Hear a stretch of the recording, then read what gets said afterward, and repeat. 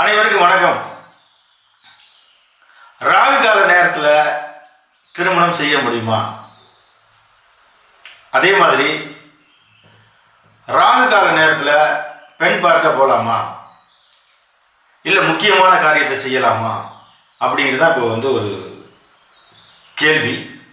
இதில் என்ன அப்படின்னா, ராகு கால நேரத்தில் திருமணத்தை செய்யக்கூடாது, ராகு கால நேரத்தில் பொண்ணு பார்க்கக்கூடாது, ராகு கால நேரத்தில் எல்லாத்தையுமே செய்யக்கூடாது, ராகு காலங்கிறது ஒதுக்கி வச்சிடறாங்க. அப்படி இருக்கிற சூழ்நிலையில் ராகுவோட நட்சத்திரத்துக்குன்னு சில பலன்கள் இருக்கு.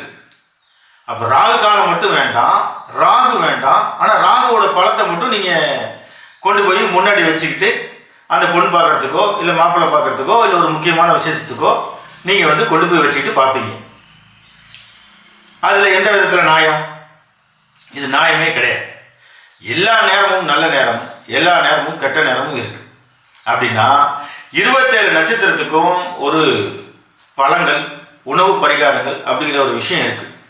சரிங்களா? அதுக்கு முன்னாடி ஏன் இந்த ராகு காலத்தை பேசினேன் அப்படின்னா, நம்ம பொண்ணு பார்க்க போகும்போது முதல் வாங்குறது வாழைப்பழம் வாங்குவோம். இந்த வாழைப்பழம் எந்த